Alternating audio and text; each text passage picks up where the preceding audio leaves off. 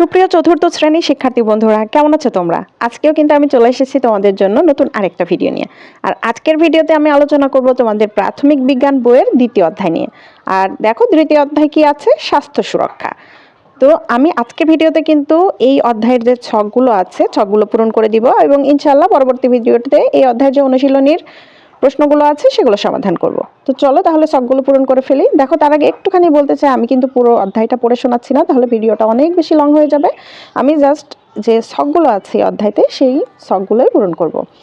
তো দেখো এখানে প্রথম ছক আছে যে আক্রান্ত হওয়া রোগের নাম। নিজে কি কি রোগে তুমি আক্রান্ত হয়েছে সেটা লিখতে হবে, যেমন সর্দি, কাশি, চোখ ওঠা, ডায়রিয়া। আর পরিবারের অন্যান্য সদস্য আক্রান্ত হওয়া রোগের নাম, যেমন সর্দি, কাশি, ডায়রিয়া, কোভিড-19, ডায়াবেটিস। আচ্ছা, এরপর অন্যান্য রোগের নাম, যেমন ম্যালেরিয়া, জলাতঙ্ক, টাইফয়েড, প্লেগ। এরপরে আমরা দ্বিতীয় ছকে চলে যাই। দেখো দ্বিতীয় ছক আছে একজন থেকে অন্যজনের হয়, এটা কিন্তু 14 পৃষ্ঠায়। আচ্ছা, একজন থেকে অন্যজনের হয় এমন রোগের নাম, যেমন সর্দি, কাশি, হাম, করোনা, বসন্ত। আর একজনের থেকে অন্যজনের হয় না এমন রোগের নাম, ডায়াবেটিস, ক্যান্সার, রাতকানা, হৃদরোগ। এরপর দেখো 15 পেজে আরেকটা ছক আছে, সেটা হচ্ছে গ্যাসের মাধ্যমে ছড়ায় এমন রোগ। গ্যাস মানে বায়ু, মানে বাতাসের মাধ্যমে। তো আমরা দেখেছি এখানে অধ্যায়ে আছে বাতাসের মাধ্যমে ছড়ায়, যেমন ইনফ্লুয়েঞ্জা, ফুসফুসের যক্ষা, কোভিড-19। পানির মাধ্যমে ছড়ায় ডায়রিয়া, টাইফয়েড, আমাশয়। আর প্রাণীর মাধ্যমে ছড়ায় ম্যালেরিয়া, ডেঙ্গু, প্লেগ, জলাতঙ্ক।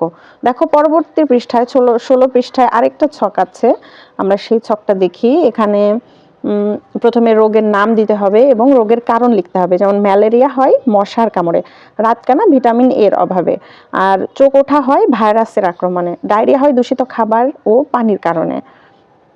আচ্ছা, আমরা দেখি 19 পৃষ্ঠায় আরেকটা ছক আছে, সেটা হচ্ছে বাড়ি থেকে অসুস্থ হলে যা যা করা হয়।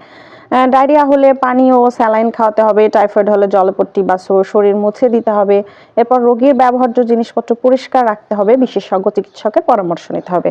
দেখো পরবর্তী পৃষ্ঠা 20 নম্বর পেজে, এখানে কি কি আছে, রোগের নাম দিতে হবে এবং সতর্কতামূলক ব্যবস্থা, যেমন জ্বর হলে কি করতে হবে, জলপট্টি বা শরীর স্পঞ্জ করে তাপমাত্রা নিয়ন্ত্রণ করতে হবে। ডায়রিয়া হলে ঘন ঘন স্যালাইন ও পানীয় খাওয়াতে হবে। কাশি হলে বিশেষজ্ঞ চিকিৎসকের পরামর্শ নিতে হবে। চোখ উঠলে প্রয়োজনীয় ওষুধ সেবন ও পর্যাপ্ত বিশ্রাম নিতে হবে। আমরা দেখছি 22 পেজে আরেকটা ছক আছে, সেটা হচ্ছে স্বাস্থ্য রক্ষা নিয়মাবলী। স্বাস্থ্য রক্ষা নিয়মাবলী অনেকগুলো আছে, তবে আমি এখানে 5টা যেহেতু লাইন আছে 5 লাইনে লিখে দিব। একটা হচ্ছে পরিষ্কার পরিচ্ছন্ন থাকতে হবে, 2 পুষ্টিকর খাবার গ্রহণ করতে হবে, 3 দাঁত মাজা সঠিক উপায়ে সাবান দিয়ে হাত ধুতে হবে, নিয়মিত শরীর চর্চা ও বাইরে খেলাধুলা করা, 5 নম্বরে পরিমাণ মতো নিরাপদ পানি পান করতে হবে। আচ্ছা দেখো এই অধ্যায়ের শেষ ছক 23 পৃষ্ঠায়, সেটা হচ্ছে আমি কি সবসময় বিশুদ্ধ পানি পান করি। এখানে আমাকে লিখতে হবে, মানে তোমরা লিখবে, এখানে লিখতে পারো আমি সবসময় বিশুদ্ধ পানি পান করি। বাড়িতে আমি কি কি খাই, ভাত, রুটি, ডাল, মাছ, মাংস, শাক সবজি, ফল ইত্যাদি। আমি কি প্রতিদিন ফল খাই, খেলে কোন ফল খাই। আমি প্রতিদিন মৌসুমী ফল খাই, যেমন কলা, আম, তরমুজ, পেঁপে ইত্যাদি। স্কুল শেষে বাড়ি ফিরে কি করি, সঠিক নিয়মে পরিষ্কার পরিচ্ছন্ন হয়ে বিশ্রাম নেই।